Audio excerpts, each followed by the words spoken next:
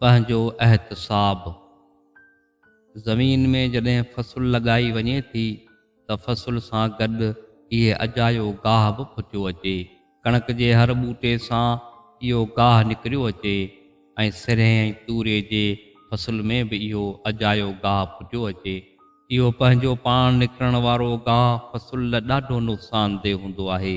इहो ज़मीन जो पाणी ऐं उन जे भाण में हिसेदार बणिजो वञे ऐं असली फ़सुल खे भरपूर तौर ते वधणु नथो ॾिए। हारी अगरि इन अजाए गाह खे वधण लाइ छॾे ॾे त हू सॼी फ़सुल खे ख़राबु करे छॾींदो। ॿनीअ में दाणो विझी हारीअ जेके उमेदूं क़ाइमु कयूं हुयूं उहे कॾहिं बि पूरियूं न थियनि। इन लाइ उहो हारी छा थो करे जो उन ॿनीअ में गुॾ जो अमल शुरू थो करे। हू इन अजाए गाह खे कढियो छॾे त जीअं ॿनी उन खां साफ़ थी वञे ऐं फ़सुल खे वधण जा पूरा मौक़ा मिलनि। हर हारी इहो ॼाणे थो त ॿनीअ में फ़क़ति दाणो विझणु काफ़ी कोन्हे।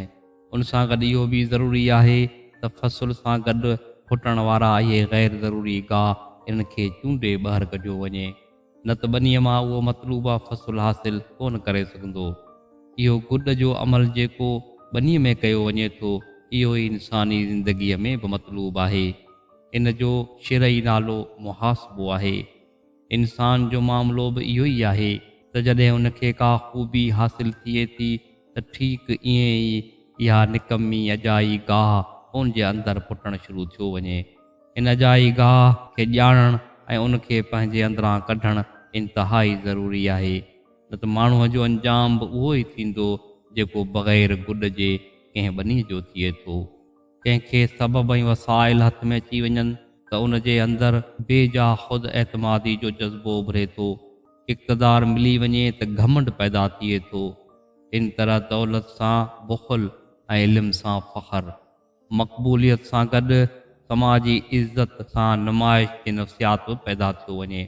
इहे तमामु शयूं उहो गाह आहे जेको माण्हूअ जे अंदरि माण्हुनि जूं ख़ूबियुनि खे खाई वञण वारो आहे। हर माण्हूअ खे खपे त इन एतबार सां पंहिंजो निगरां बणिजी वञे ऐं जॾहिं बि हुनजे अंदरि इहो अजायो गाह फुटंदे ॾिसे त हुनखे छिके पाड़ां कढी उछली छॾे। जेको माण्हू पंहिंजो मुहासिबे जो अमल न करे उहो यकीनी तौर ते हिन दुनिया में बर्बाद थी वेंदो। उहो अहिड़ी ॿनी हूंदी जंहिंजो फ़सुलु तबाह हूंदो। उहो अहिड़ो बाग़ हूंदो जंहिंजूं सभु बहारूं ख़िज़ा में तब्दील थी वियूं हुजनि।